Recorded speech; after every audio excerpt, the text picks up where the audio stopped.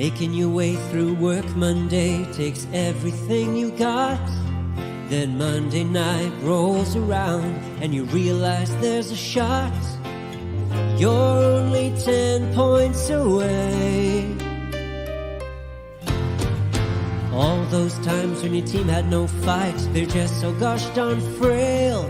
Then your star quarterback let another deep ball sail, and your third round pick bet on his team. Then go check out our streets where everybody knows your pain, and they listen to complaints. You wanna be where you can see our bodies bring you no shame. You wanna go where everybody knows your pain.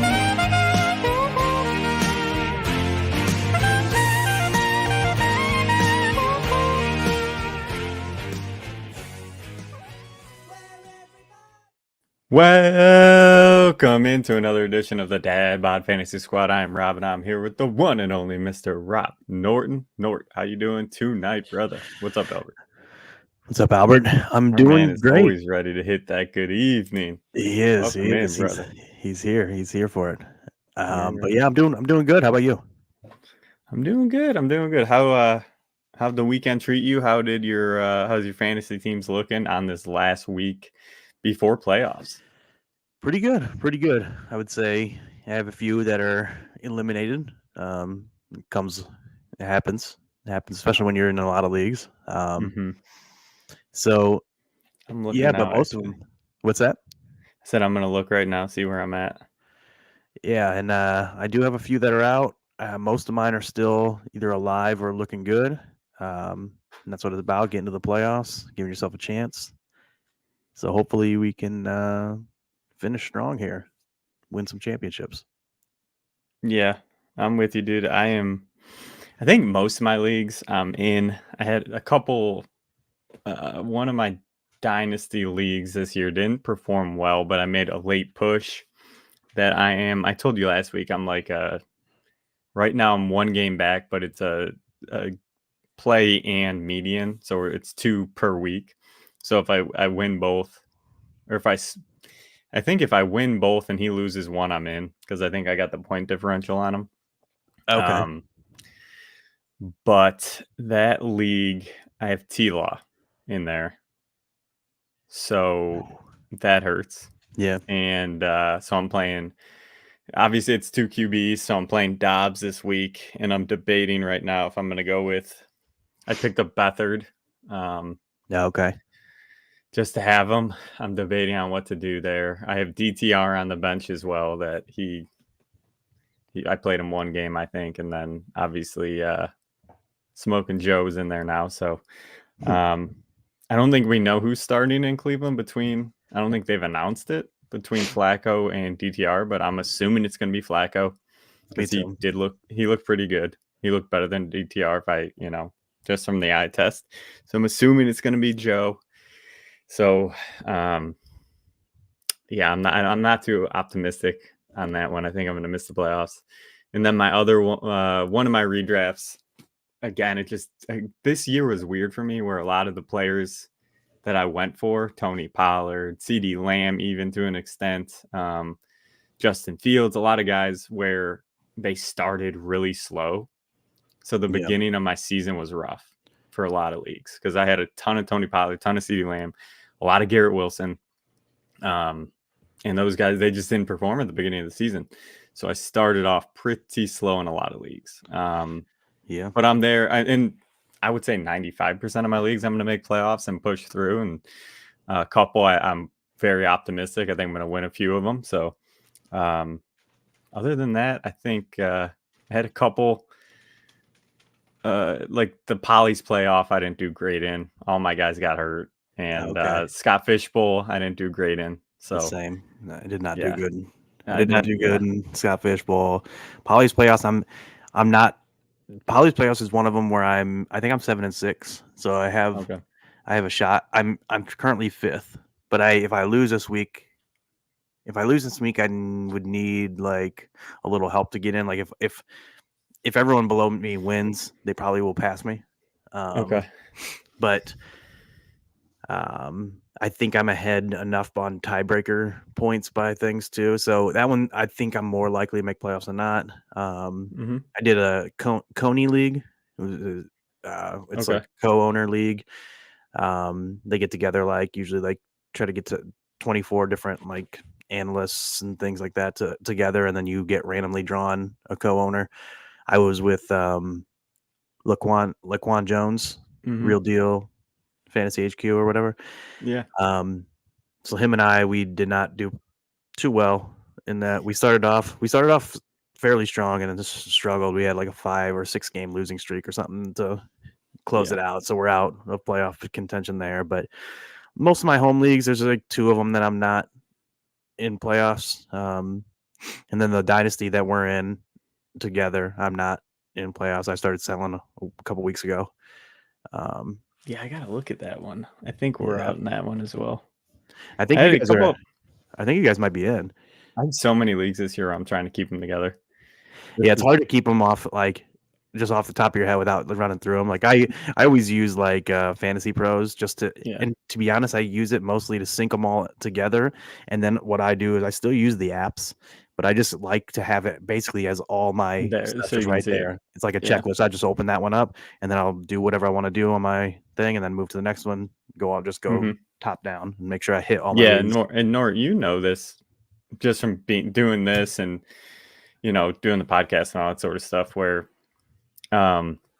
you get thrown in a ton of leagues, especially, this is our 3rd season, really in 2nd season involved in the fantasy football world of meeting people, talking to other analysts and stuff like that, and just trying to make connections. And me and Mario got thrown in a lot of leagues this season.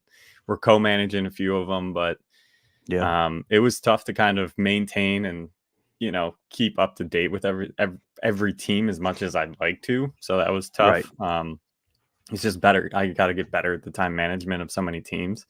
But anytime, especially the one this year, I got thrown in a lot of charity leagues and stuff like that, which I was super excited to get into. That the Polly's Playoff, I didn't even really know about it until this year, and we ended up going on the Hayden Hurst Foundation.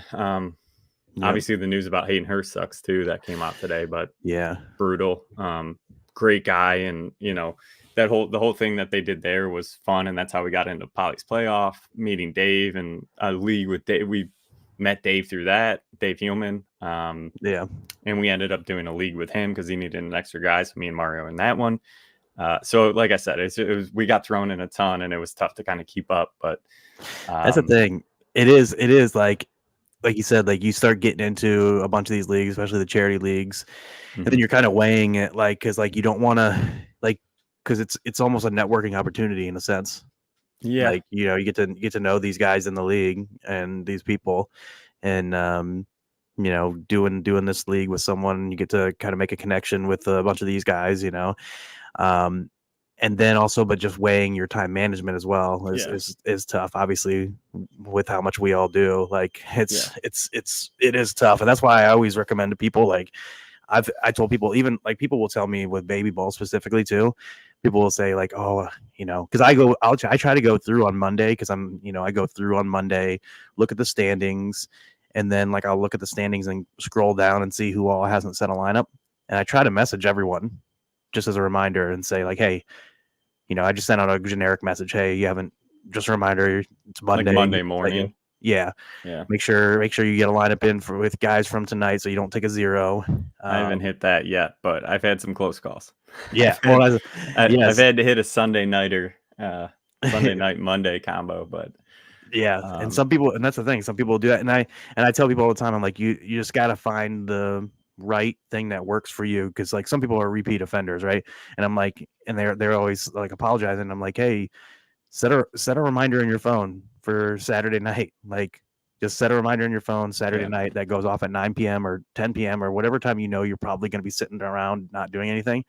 That says set baby ball lineup. set it in 30 seconds or a minute or whatever, and then you don't even got to worry about it. Like Yeah. I do stuff like that all the time. I do that until I do that for like everything in my life, to be honest, until it becomes a habit, and then I don't need to anymore. But I still use like I said, Fantasy Pros as like a guide of my things. It helps me just run through things quicker, like, you know. Mm-hmm. No, it's So, a yeah. good idea. Yeah. Yeah, there were is. a couple leagues this year where I was like semi checked out of. Yeah. Just because I happens too. couldn't keep up with it, with all the other leagues, and then to an extent I didn't love my team, so it's kind of like, fuck, like whatever, kind of like Yeah. like the polys this year. I just didn't. Once a couple of my guys got hurt, I was like, all right, it's a charity league. I'm not like too stressed out about it. Yeah. I just wanted to get into it and like It's a deeper be league there. too. Yeah, it's a massive league. So it's like one of those things where I was like, all right, I'll set the lineup and then whatever. Yeah. I wasn't really messing around too much with waivers and trading and all that sort of stuff. But enough talk about that. We got a big show for everybody tonight. Obviously, we weren't on yesterday, so we're going to try to get you up to date with as much news as we can. Got a big list of news. We'll go over our waiver recap, me and Norton, how we did it for this week. Kind of an interesting week to do heading into the playoffs, the week before the playoffs, obviously. So you want to get a few things done. And then we're going to talk some Dynasty stuff. I have a list of players we're going to go through, kind of a hot or not list with Nort. I'm going to get his instant reactions on what he thinks of that player. Is he in? Is he out? Is he selling? Is he trying to acquire? Is it a hold kind of situation where if you have him, you're keeping him. If you don't, you're not trying to get him. And then we'll go over a couple other things at the end if we got time. So, Nort, let's get right into the NFL news. Again, we got a big list here. Christian Kirk is out 6 to 8 weeks with a core muscle surgery. That sucks. What's your thoughts here? Because I love Christian Kirk, so he's one of my favorite players in the league. I think most people know that. I'm always the high guy on him coming into the season, and I wasn't happy. I wasn't happy with this. Yeah, it's a tough blow for the offense, tough blow for him. Anyone who's has him on their team. He's been pretty good, obviously, this year. And yeah, it's just tough. It's like, obviously we see with the next one too, but like it hurts the offense. It hurts Trevor Lawrence if he was going to be playing, and it hurts the offense as a whole. Yeah, pair that with T-Law news, high ankle injury. He didn't practice today. He said that he's going to try to play Sunday. A lot of the reports are saying though it's a long shot for him to make it with the injury he's sustained. I don't anticipate him playing. So no Kirk, no T-Law. Again, back to do I play Beathard this week? I don't think I can, just with the situation up against Cleveland, especially now that it looks like I saw today Denzel Ward and Mitchell are coming back to the top. The two of the top four cornerbacks for Cleveland have been out for multiple weeks, which I think was a big factor on why the defense wasn't performing. I think so too. Like we've seen. So I think that will kind of rejuvenate that defense, and we're going to see a tough game for the Jaguars this week. JT has no timetable after the surgery. Not great news. That's not what you want to hear. So it seems like it's me close to 5 weeks, maybe even longer. Yeah, I wonder too, because I saw a report today too that said like they're not ruling him out yet for this week. And I was just like, that's not going to happen. Like, come on, guys. Like, but they're going about this weird. It is really strange. And the other thing that sucks about it is that honestly, even after he returns, if it's an ankle, right? Mm-hmm. Yeah. So we talk about it with like guys returning from ankle or hamstring or knee or Achilles, like all that kind of stuff. Those are the kind of things that sap explosiveness, elusiveness, those kind of things. So he's just getting back into the groove. Yeah, he was playing well. He's playing well. Yeah, so he was getting all the work. Yeah. So this one sucks. He's one of those, like, if he ends up playing in your playoffs, like, do you play him? Can you risk it? What are your other options? It's a tough it's a tough scenario all around, to be honest with you.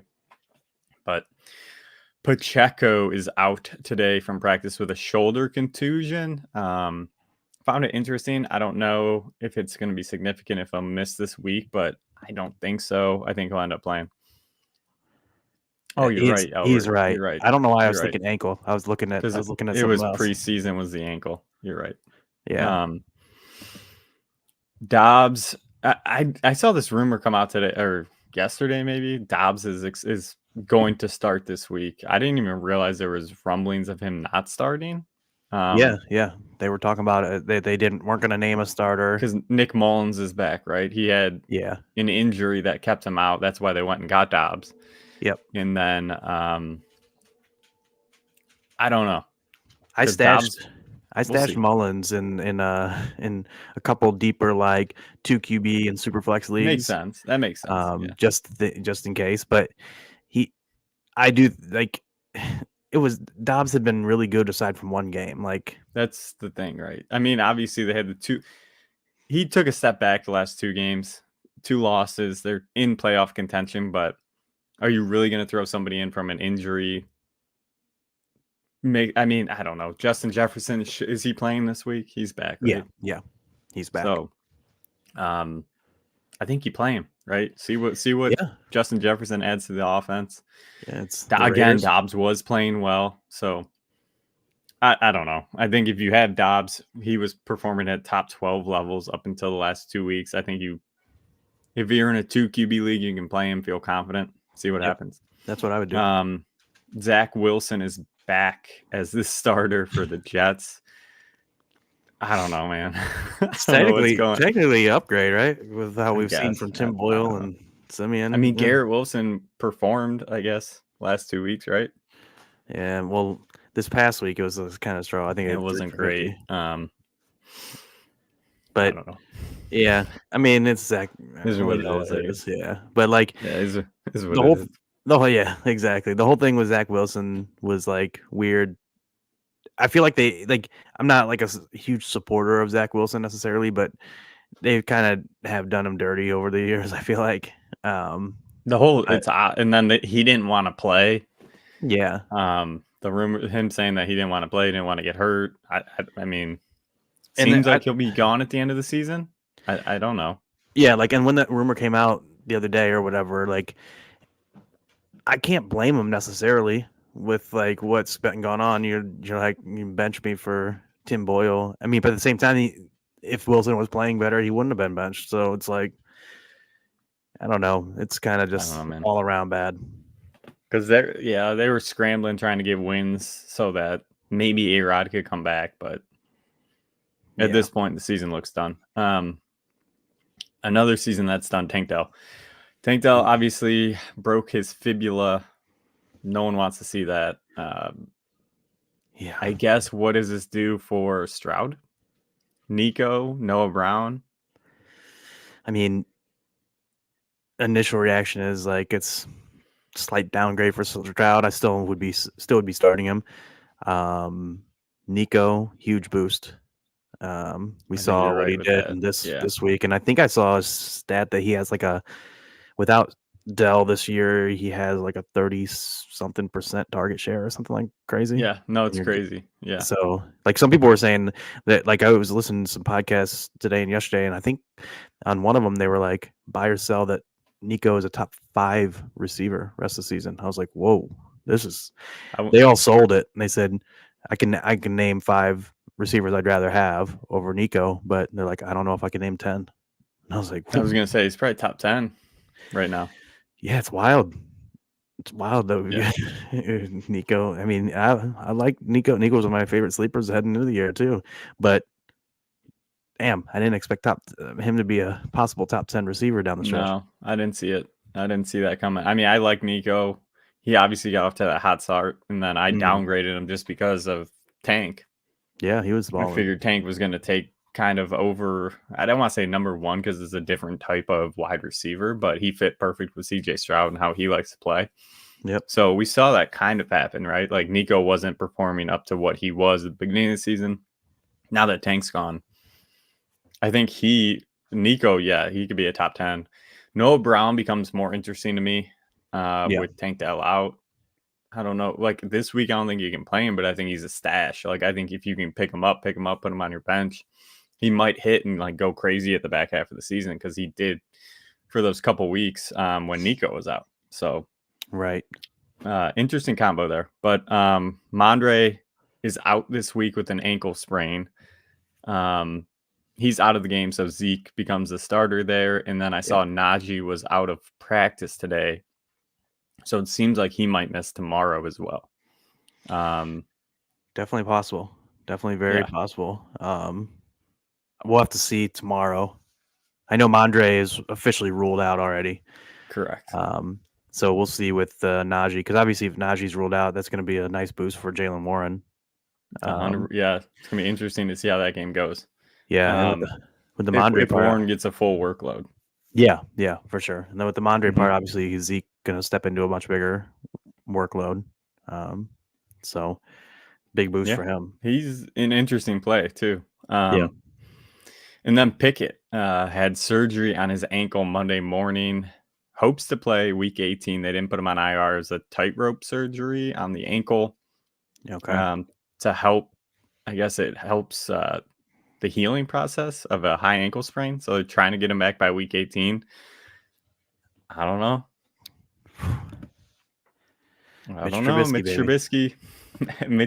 Mitchy T's time. As long as he's throwing to Deontay, I'm cool. Yeah, we'll see. I'm curious. Yeah, I want to see him play. Yeah, I liked him coming out of North Carolina. He went to high school right down the road for me, so I'm always rooting for him. I hope he doesn't play well for Pittsburgh, but cool story. I wasn't a big fan of Pickett, so I think most people know that. Yeah, but let's get into the waiver wire recap. Who were a couple guys that you targeted this week, and then any other things that you want to bring up? So yeah, Tajay Spears, Zeke, those were kind of the two main guys I think that I really went after. Yeah, Tajay Spears, obviously, like it was really weird with the whole Derrick Henry stuff. Like he left with a head injury, never came back. It sounded like he was in concussion protocol, and then like word dropped like Monday that he was not in concussion protocol. I don't really know like what's going on, but yeah. So I heard someone joke they're like they found the doctor from Any Given Sunday and just to get him cleared, but throw him back in, right? and so yeah, I don't know what's going on with that. I think Tajay still is a good grab. We've been hyping him up, you and I especially, all year as a guy to stash. And we both have said like he might be the best handcuff stash, considering the workload that he would step into and the schedule down the stretch. Like I've tried to stash him on like every league.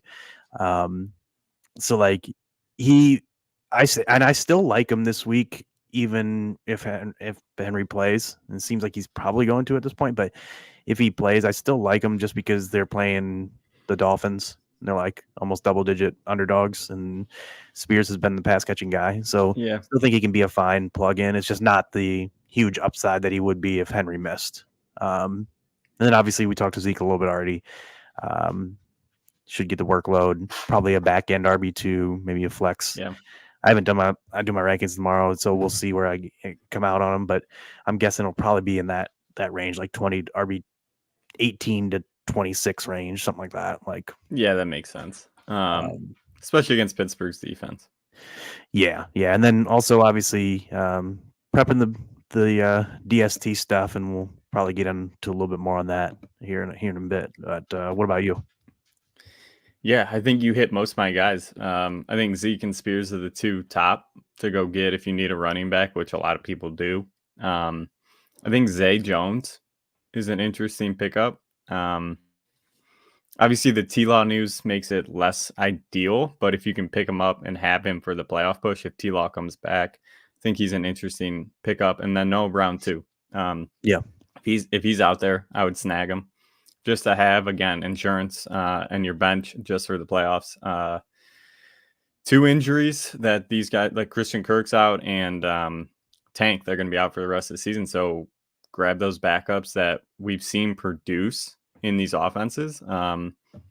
I think Noah's ahead of Zay for me, obviously, just with the QB issues, and obviously CJ's been playing better, and Noah had those spurts this season where he was top 10 wide receiver. So those are interesting plays. And then, I think this is the time, even last week, I think we should have brought it up, but this is when you can kind of look ahead into the schedules and see like what defenses play what offenses and get those defenses on your team now for the playoffs, right? You want to look at the 15, 16, 17 matchups, see what defenses can perform well those weeks. If you're not comfortable with especially some of the better defenses have tough matchups in those weeks. So for me, I picked up Houston in a couple leagues. They've been playing better as of late. They look like a better defense.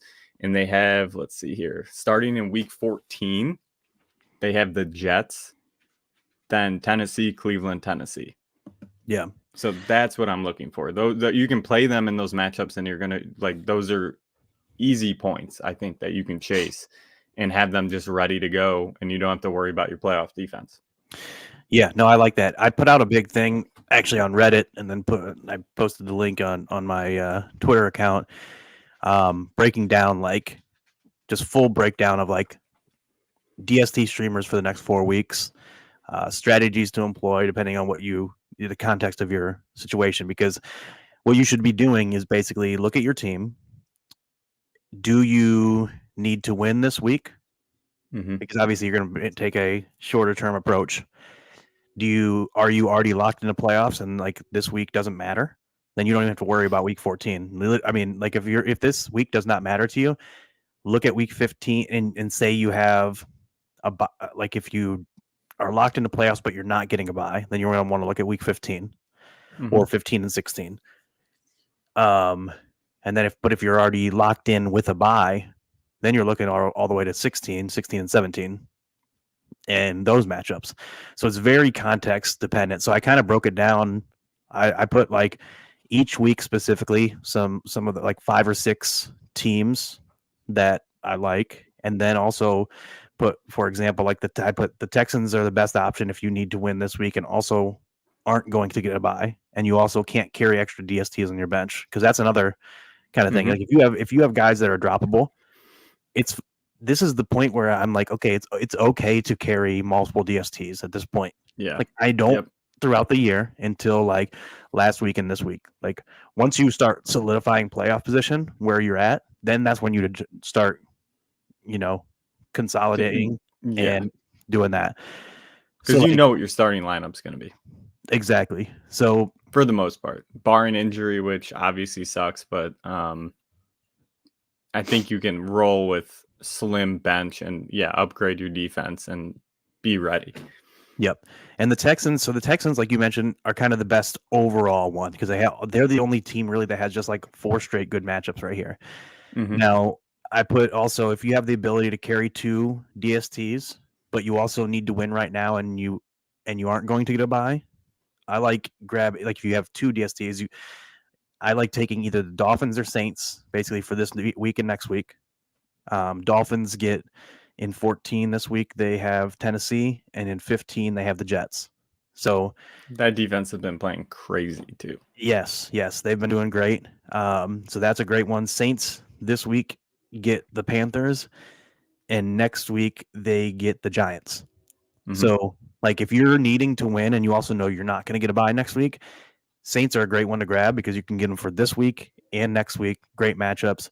Then if you have the ability to carry 2 DSTs, then you're going to want to look to week 16 and just basically add someone that you like for week 16, whether that's the Texans again, or like I have Texans take on Cleveland, Packers are against the Panthers, Chiefs get the Raiders, Eagles get the Giants. I'm going to say Philly's in there too. I picked them up in a couple leagues. Yep. One of the league, because Philly got dropped in a bunch, and I love pairing like the Dolphins with Philly, like having the Dolphins for this week, next week, and then Philly for 16, and then figure out week 17. Now, obviously, if you have the ability to carry 3, then you get like Dolphins or Saints this week and next, Philly, and then pick a thing for week 17. And then again, it all depends. Like, can you carry 3? Can you carry 2? Can you carry 1? Do you need to win this week? Does this week not matter to you? Do you have a bye locked up, or can you not get a bye guaranteed? Like, you have to figure all those things out. And I have it broken down on this post. So check my Twitter out. There's a link to it, and it's literally like, it'll tell you, like, if you have this, do this. If you have this, do this. Yeah. And it has options for all 4 weeks. So like, I love it. that's what I've been doing. Send that to me. I'll tweet it out. We'll get that on the Twitter. And then, yeah, I'm with you. I think it's an interesting, you got to keep up with it. Make sure you're checking like every day too, because people are going to be dropping defenses, there's going to be a lot of movement with the defense. So especially with, like you said, like there's teams that need to win now. So they might drop a top defense to get a defense with a good matchup. Like, you got to keep an eye out and make sure you're ready to pounce on those certain teams that might give you an advantage later on in the playoffs. Absolutely. Like, that's the best way. Stay active like that. Keep watching the waivers, because people are going to definitely drop guys, because they're going to be very focused on what they need to do specifically. So, and it could help you depending on if what you need to do doesn't coincide with what they need to do. Yep. I'm with you, dude. That's the way to do it. Nort, we in or we out? Let's talk some Dynasty football. One with a little candy cane lettering for the holiday season. A little holiday vibes. I like it. We're getting ready. We're getting ready for Christmas. I love it. Let's get into it. Brock Purdy, 23 years old. His draft capital, 7th round pick. Keep Trade Cut has him at QB 13 right now. Where are you at with Mr. Brock Purdy? Mr. Irrelevant. Are you in? You out? Are you trying to trade for him? You selling him if you have him? Where are you going with him? So, man, I think I've done a full 180 on him. Before the year, I was out. I was full out. I was like, oh, you got to sell this guy. Me too, man. Yeah. And I was like, worried. I was sorry to cut you off, but I was worried about that injury. Yeah, I was too. I was worried about the injury.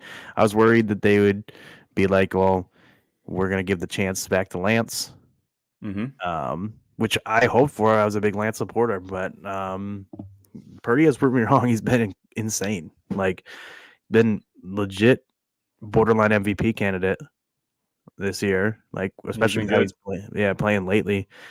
He's been balling out, dude. I traded for him in a league. And so, yeah, I mean, I'm more in. I don't know. I haven't done something I got to do. I was telling someone I got to do better next year is I think I'm going to plan out a day, like next year, a day of the week where I'm going to update my Dynasty rankings every week. Because I didn't stay on top of that. I've created it at the beginning of the year and I haven't updated it. So, but yeah, he's a guy that might be my biggest Dynasty riser in QBs, almost for sure, because I don't even think I had him as a top 30 guy, to be honest, before the year. Like, okay, because I was more in on thinking Purdy was gonna be a backup eventually. He balled out. He did. He's the perfect quarterback for Shanahan. As long as they're paired up, I think. The weapons are there. He can keep producing. Still young. I don't know what you can trade for him to acquire him. But if you can, go get him. I think he's going to be good for the next few years. So I'm definitely intrigued with Brock Purdy. Yeah, I'm interested on Purdy. What would you? This is kind of along the same lines as what Albert was just saying. Who are the QBs you got ahead of him? I like this question. Yeah, are you pulling up KTC to see what they have? Yeah, I'm gonna pull them up. Okay.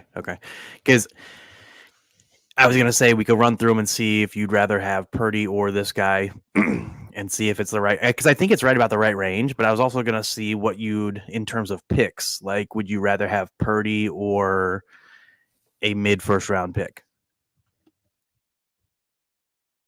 Like, and also, would you rather have Purdy or say you could guarantee yourself Caleb Williams? Am I freezing up? You froze up there if you said something. Yeah, I'm freezing a little bit just with the Keep Trade Cut loading. But I think I'd take the first. Okay. What about you? Like an Yeah. early first, I would take. Yeah. Mid, I think I would question it. I don't think I would do a mid. Yeah, I think that's where I'm at too. I think that's where I'm at. So ahead of them, ahead of Purdy, Keep Trade Cuts got T-Law, Tua, Kyler, and Dak. Right behind him is Jordan Love, Justin Fields. T-Law.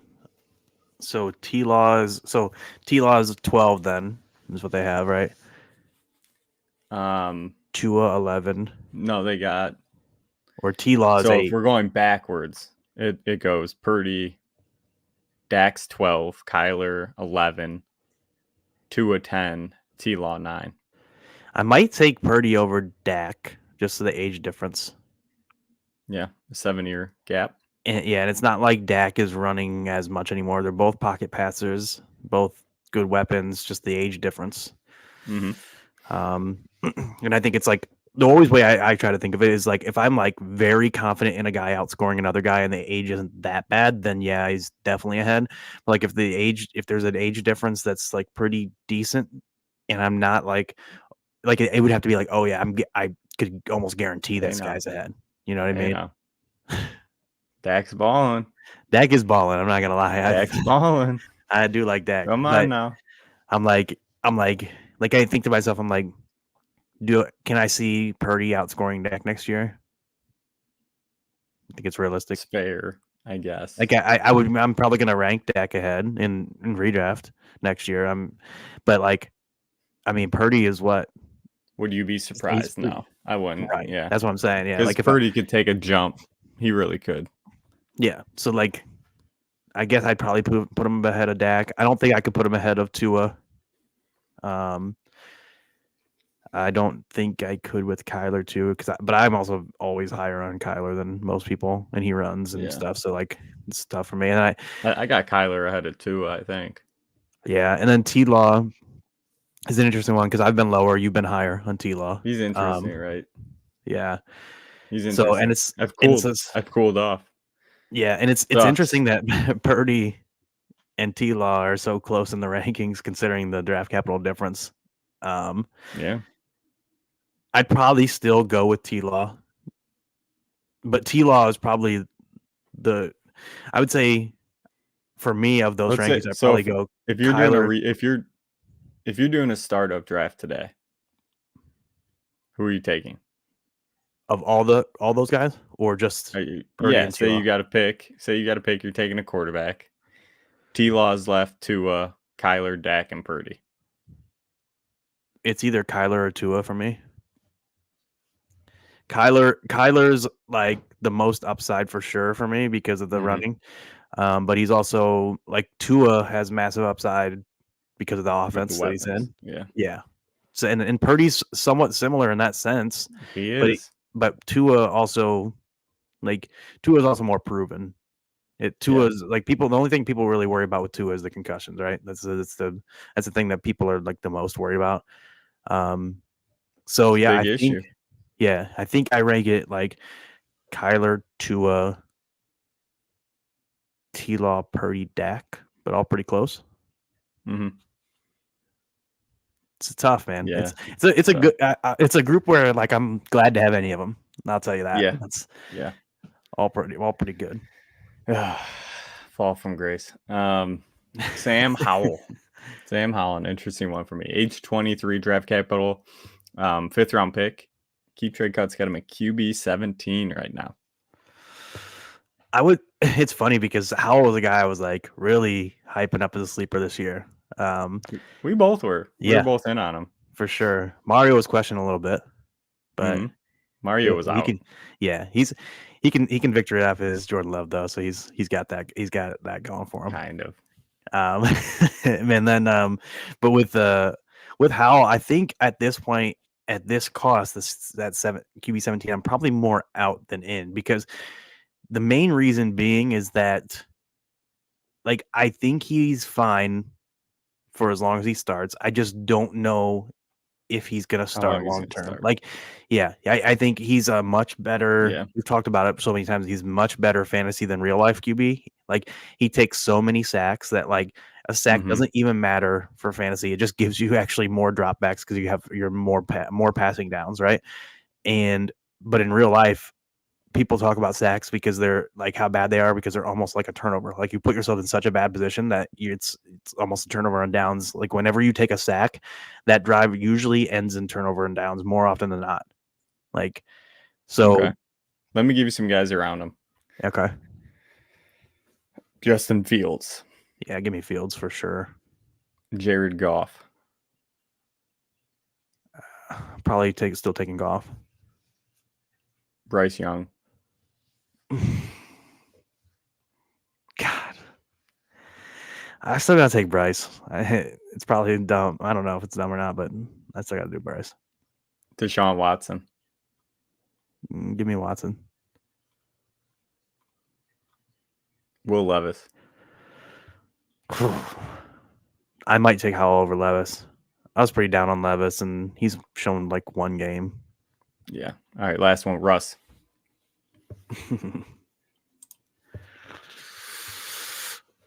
I might take Howell over Russ. Just age difference, and I could see Howell outscoring Russ already. So it's Yeah. like I don't know. That's the thing is like Howell. Even if Howell doesn't remain a starter for the next maybe a year or two, Russ may not have more than a year or two. I'm with you. Yeah. So yeah. I like how I think you're right. I think he's more fantasy than I'm with your concept of it, right? Like I think he's good when he's playing. It's how long is he gonna play? So it's like what can you give up to get him? Like this would be a guy maybe this off season if I'm after news comes out and stuff like that, if I know he's the starter there, I might try to acquire because I think he's going to be, viable for next season at least, maybe a two seasons or so. Like if you can get him at a good price, I think he's somebody interesting. But in terms of picks, would you give a second? I would. Okay. Like if I knew he was starting next year, I would give a second. Yeah, because I was kind of thinking of it the same way. Like heading into this year, I was willing to like buy Geno Smith. Like obviously it's a different age kind of thing. Like, but to me it's like a similar concept where with Geno, I didn't know how many like he may have 1 or 2 years as a starter possibly. Like, and Sam Howell, I kind of think of that as the same way. And like I like both like Howell and Geno more. Like I'm higher on them than consensus when they're playing, but I don't know the longevity aspect, and that's but I was willing to give up a second to get Geno in a lot of Superflex leagues like before this year. I'm willing to give up a second for if I can get a starter, I'm giving a second up. That's just pretty much how I think. You know what I mean? Yeah.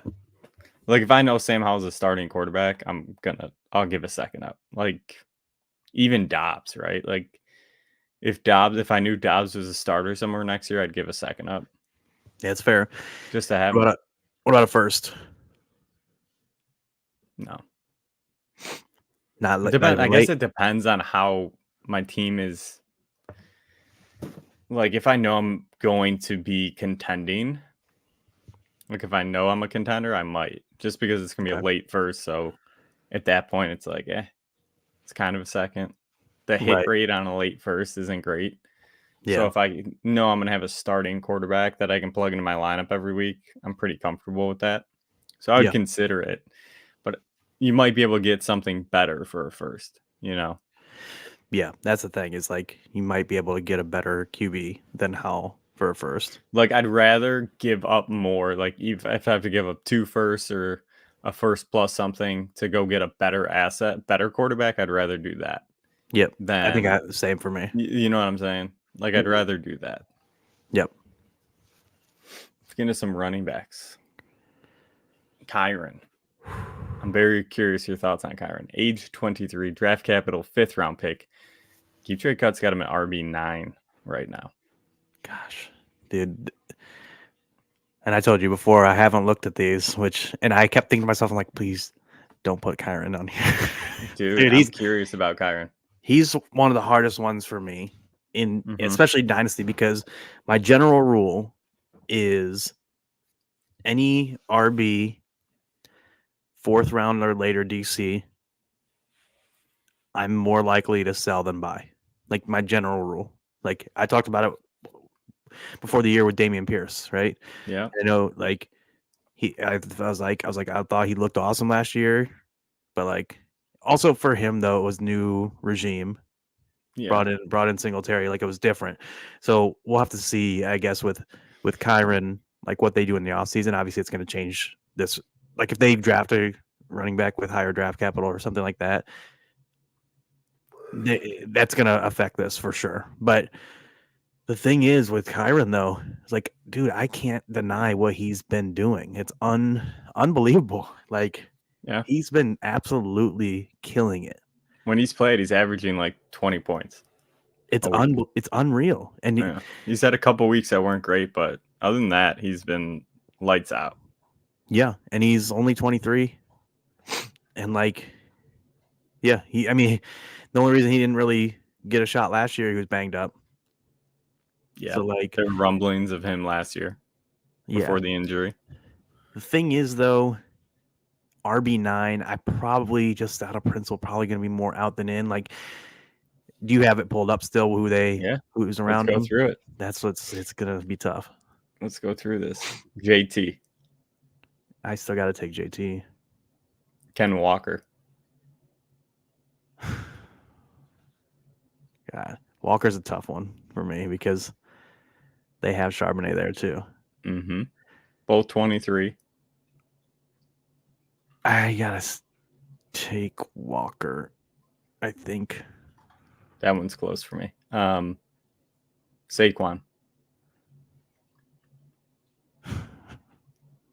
Man, so much uncertainty with Saquon. I'll take Saquon, though. I'll take Saquon. Interesting. Isn't that crazy? It is crazy, we're talking dude. Kyron or Saquon? Jacobs. I think I'm still going to take Jacobs. Interesting. It's interesting where he's plugged in here. It really is, dude. It really is wild. Because then you're getting down down to Swift, Pacheco, Rashad White, Javonte Williams. Give me him. Give me Kyron over Pacheco. Swift. The thing with Swift that's hard is that Swift. He's tough. Yeah, Swift is. I'm pretty sure I saw Swift was an unrestricted free agent after this year. I don't know. Makes sense. I don't know for sure, but like, if I knew he was on the Eagles, I'll take Swift over Kyron. But I mean, might just take Kyron then if it's like the uncertainty. Who did you say the last? Or Javonte and Rashad White and Javonte. I'll take Kyron over Rashad. I'll take Javonte over Kyron. Okay, I got one for you. Tony Pollard. Oh my god. Give me Pollard. Okay. So you're more out. That's what, yeah, I figured I probably would be more out than in. And it's funny because I was listening to a Dynasty podcast today at CBS with Heath Cummings, and he was talking about Kyron. I think he had him at RB8 or RB9 or something. Yeah. So, I mean, if you can trade, so if you have Kyron, are you trading him for one of these guys like Jacobs or Saquon? Or if man, and it's Javonte, would you trade him for Javonte straight? The thing is, I feel like I should get more. Like, would you trade him for Tony Pollard straight up? I probably would if it came down to it, but like, it depends. It's such a weird thing because I feel like Kyron is the type of guy where like you're selling to a contender, but he's also young. Like, that's the thing that's weird with a lot of running backs because obviously it's such a short lifespan. You're thinking like, oh, they're young, but it's like they're not really gonna. Maybe they don't even last, you know. But Kyron is a guy. If I'm a contender, I want this year. like with the workload that he has and what he's been doing.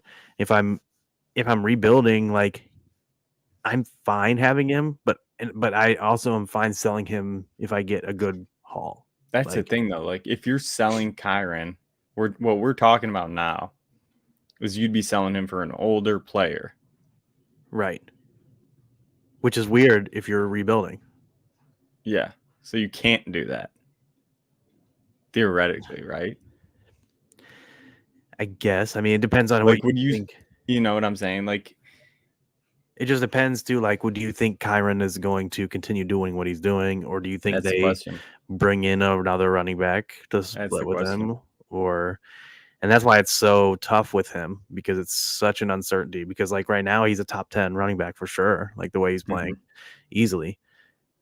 But if they bring someone in, that value goes down quick. Yeah. And I honestly don't expect them to not bring someone in. Like I expect them to not. I don't think they're gonna give Kyron the same workload. I don't know though. I think they are. You think they will give him the same? I think they're gonna. I think that they. I personally, I think they like Kyron a lot, and that's I do why think they were comfortable getting rid of Akers. Kyron was the lead back week 1. Again, there was rumblings last year that he was going to be the lead back, and then he got hurt. I don't know what it is or why McVay likes him a lot, but I think he likes him a lot. Is how I look at it. Because they could have went out and got somebody in the offseason, and they didn't. They went with Kyron, and they cut Cam Akers week 1, and then they just rolled with Kyron. They could have brought somebody in after they cut Cam Akers. They didn't. You know, like, seems like they like Kyron a lot. Yeah, for sure. But we'll see. We'll see. I'm with you. This is a weird one because those spurt seasons like this is where you're like, because he came out of nowhere, late draft capital. You're kind of like, how do I gauge this guy? Because is it going to continue? Is he really good, or was it a one season fluke? Because we've seen that so many times. Yep. So if you want to be safe, it's a sell, right? Like if you want to play it safe, it's get rid of him now, because history shows one season hits like this don't happen multiple times. Exactly. So it's weird. But let's talk about another guy, David Montgomery. You know my love for David Montgomery. 26 years old. He's a 3rd round pick, RB17 on Keep Trade Cut. I'm probably going to be more out than in, I think. Okay. Definitely have an awesome year. Definitely in a great setup. It's just, again, good deal. He's locked into Detroit for a while. Yeah. But he's also handcuffed to Jahmyr Gibbs. Oh, that's the thing. I think Gibbs is awesome. I think Gibbs only gets kind of more work moving forward. And I think Monty becomes touchdown dependent more so.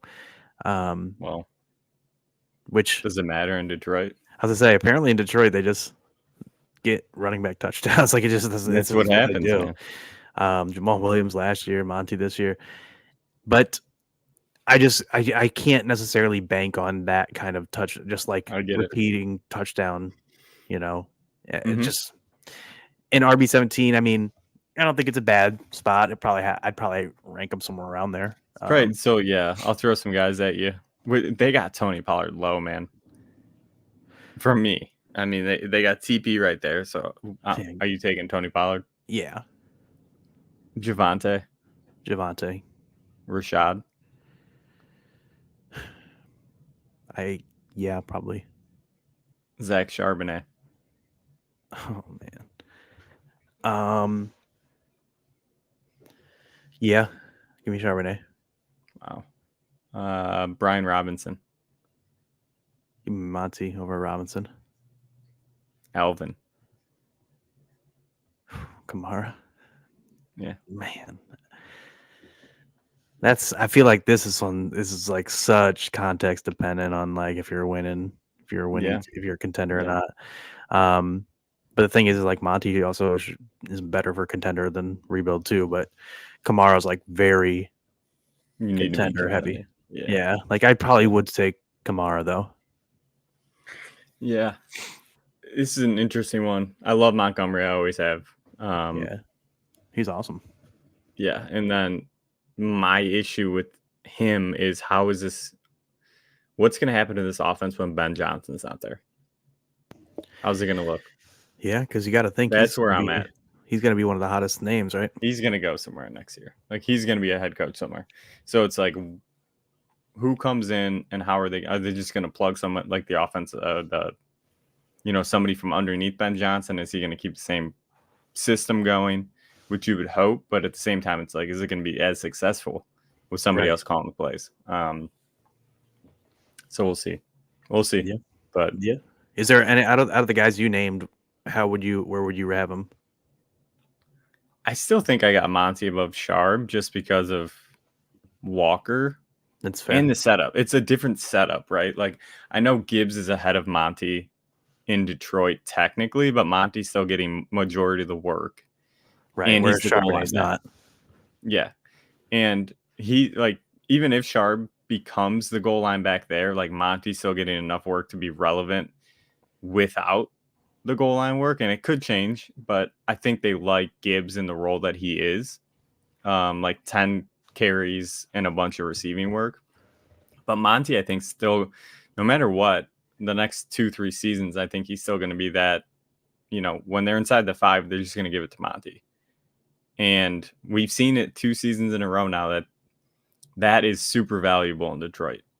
Yep. Super valuable. For sure. 10 plus touchdowns. Like, I think RB17 is about right. Like, I think he's a middle RB2, but he's a Jahmyr Gibbs injury away from being a top 10, top 5, Yeah, for sure.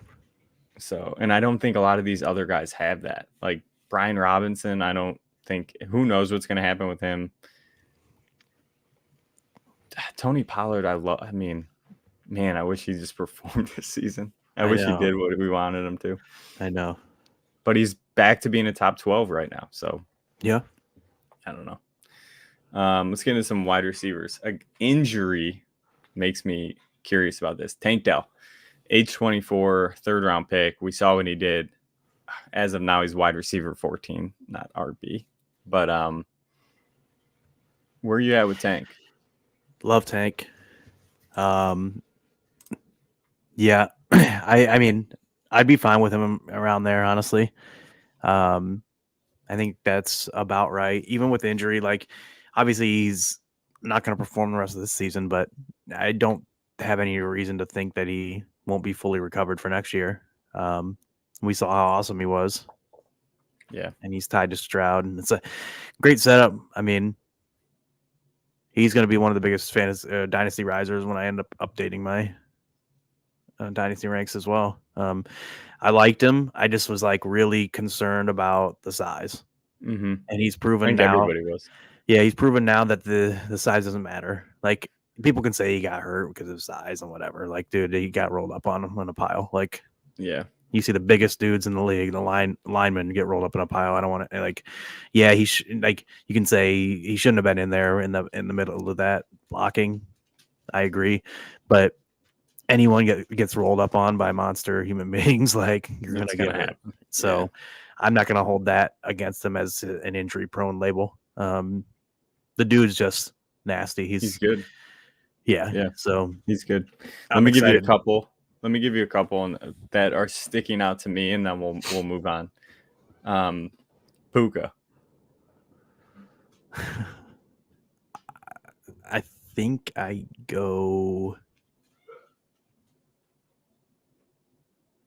Tank. Okay. Brandon Ayuk. I think I go with Tank. Jordan Addison. I think I still have Addison. JSN. Man, I think I go Tank, but I don't know. I mean, that was the toughest. JSN's a tough one for me because he was my number one heading in, and like, he's flashed, but he hasn't really balled out necessarily. But you got to think that Lockett's like coming closer towards the end of his career. right? And then Yeah. JSN could break out after that. I don't know, because I was figured you were going to hit some of the rookies, and I know Mario and I did a rookie redraft a couple weeks ago, maybe a month ago. And I was trying to think back of where we had these guys when we were drafting. But they're all top tier at this point. Those guys, that group of receivers, along with Flowers too. Okay, what about this last one, and then we'll move on. Michael Pittman. How old is Pittman? Is he still 24, 25? 26. 26. I think I'll go with Dell over Pittman. Where do you got him between all that group? Oh man, I think I go Puka. That one was a tough one for me. I think I go Puka. I think I go Tank over Addison.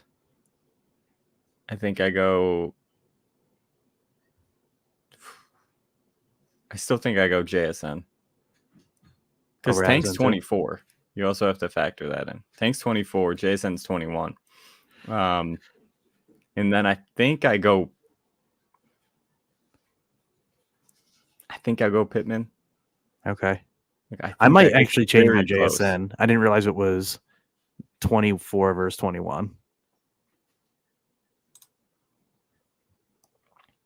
Do I do more for Gibbs and Zay?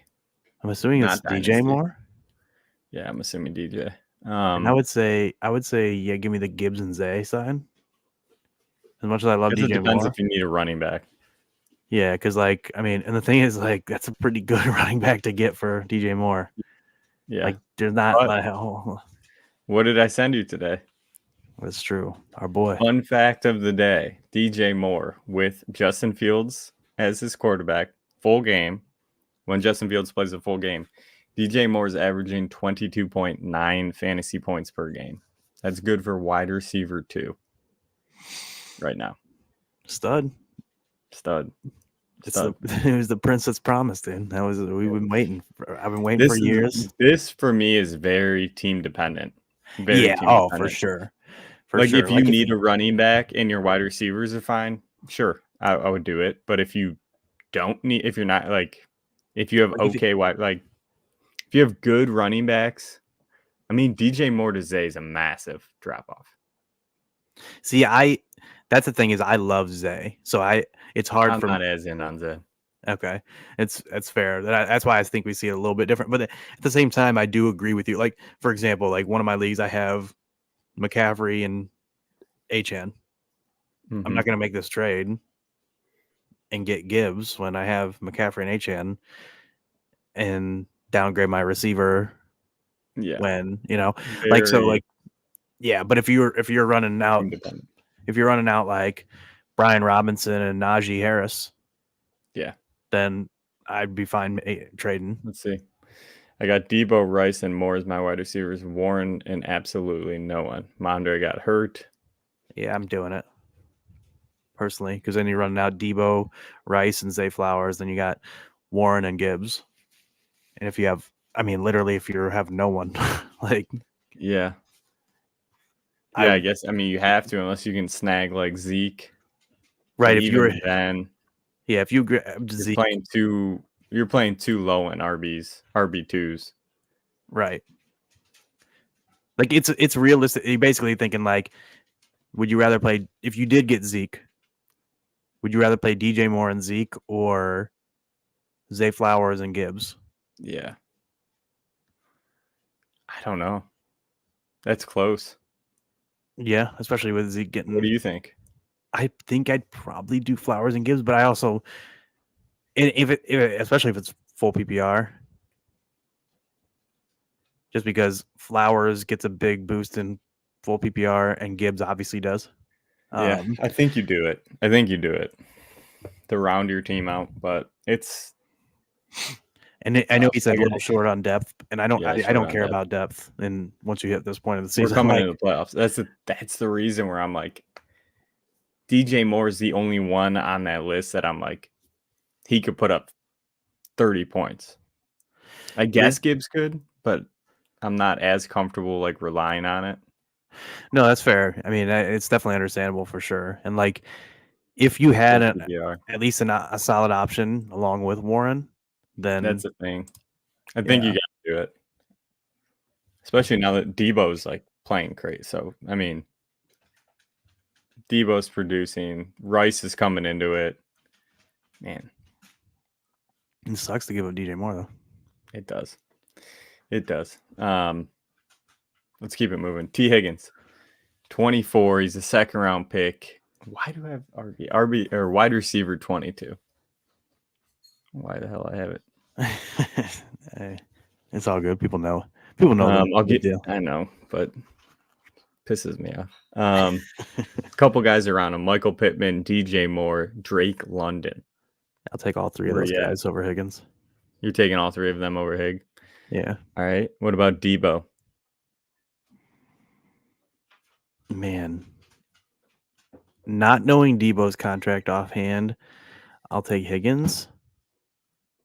Yeah, because I think he's younger too as well. I'm sure, right?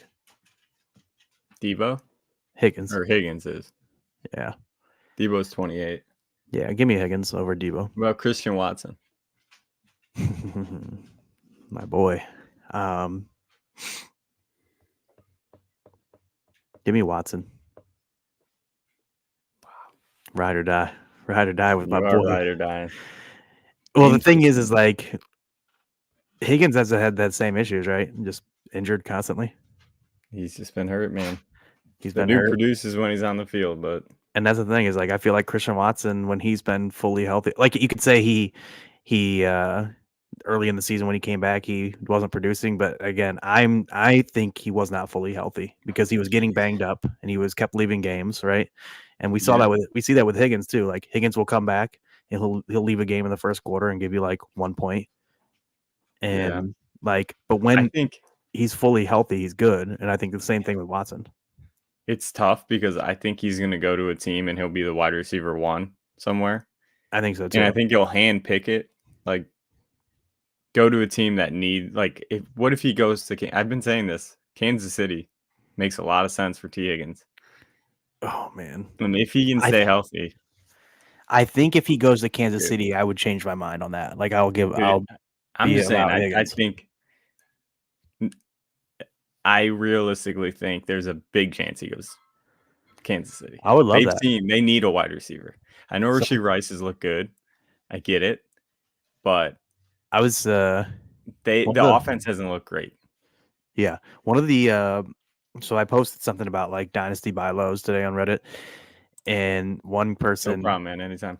Yeah, good. Yeah, for sure. One of the guys posted that he thinks, I don't even know if this is even realistic or not, but he thinks that Calvin Ridley, the Jags are gonna let Ridley go and sign Higgins and reunite him with T-Law. And I don't know if that's just that guy hoping that happens or what, but that would be kind of nice too. T-Law there. There's so many weapons there. There's too much. Yeah. I don't think they have enough money. Yeah, I didn't think it was very realistic myself, but I think the best landing spot that's the actual realistic is Kansas City. I think it makes too much sense, man. But if he I know there's been a lot of reports of like Carolina, like that's a big talk about it.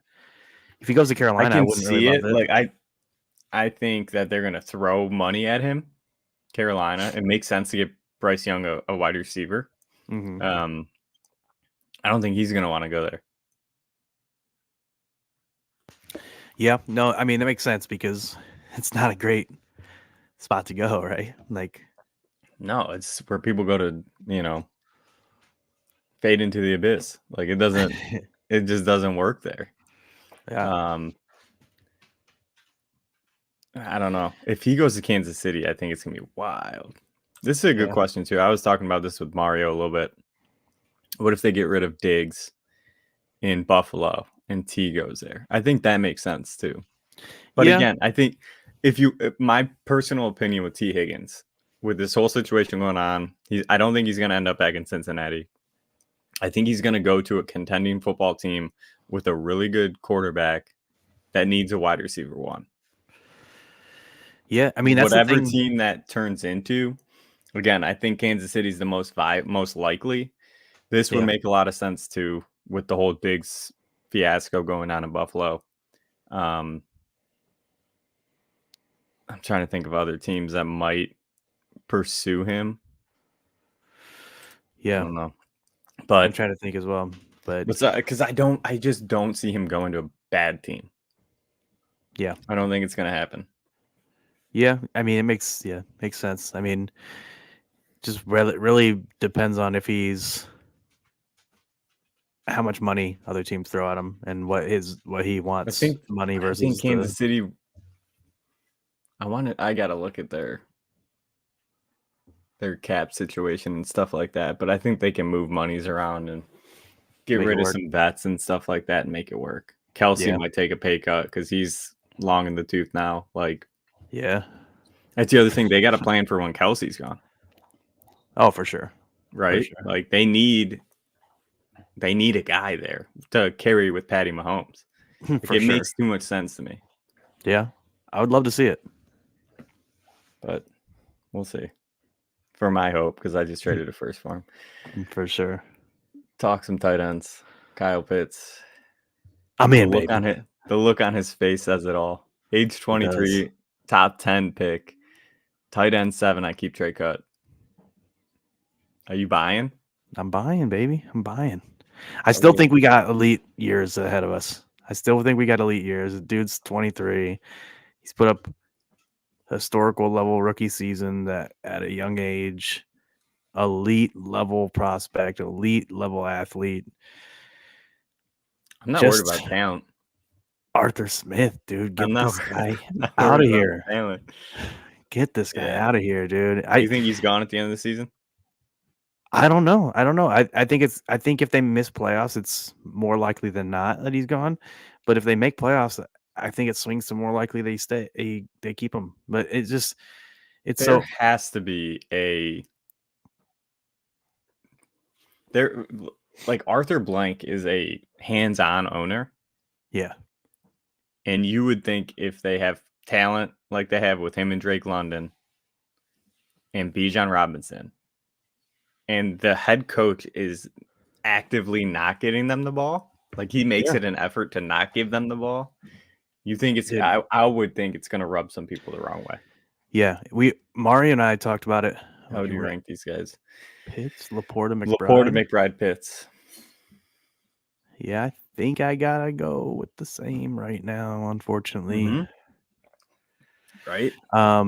Which means I probably Throw don't have Kincaid in there. Pitts too far ahead of 7. But dude, I'm really just like the thing that's wild. I think we talked about it. Mara and I talked about it a lot. Is like look at the best offenses in the league. How consolidated they are in getting their top guys touches. What Philly, San Fran, Miami, It's not hard. dude. They literally It's not design hard. plays to get their best players the ball as often as possible. And guess what? They're the best offenses in the league. It's very simple. Just you Dude. have 3 of the best like talents on offense. Again, They should be I think touching the ball 75% plus of the time. me and Mario Like- have been talking about this for a while. I think you've been in on it too.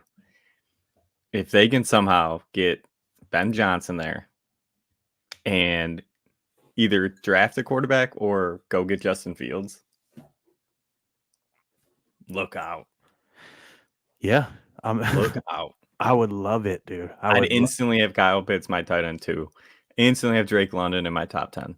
Yeah. Justin Fields would be a top 5. Like It's funny. So how I mentioned a little bit ago that I put a post on Reddit earlier today, like who are some everyone's favorite like dynasty buy lows. And I put in the post like Kyle Pitts and Drake London are 2 of mine because like their value is so low right now compared to what I think they can be within the next couple of years. Like I truly think that Kyle Pitts can have a tight end 1 overall season in the next few years. And I truly believe that Drake London can have a top 10, top 5, top 10 type wide receiver season in his career. Like they're too talented. Yeah. It's just so frustrating. Yeah. So frustrating. Fall from grace. Fall from grace. Yep, it really is. For our Falcons. Because we were Arthur both Smith. high on both of them. Yeah, Arthur Smith is a joker. Man. I wonder how many people just like go after him for fantasy stuff. Dude, it's like, dude, The whole community, everyone hates him in fantasy football. Yeah, I feel like Arthur Smith's just that dude. Like he's literally the guy. I think he does it to piss people off. Yeah, he's the guy standing. He's the guy standing behind the tree in the yellow suit, just like licking his chops when he's got Michael Pruitt on the field. Like, ooh, I'm about to get this guy a touchdown. Tyler Algier coming in to steal the day. 20 carries, baby. We grinding.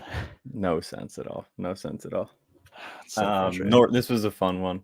This will be fun moving forward on Wednesdays with some Dynasty talk.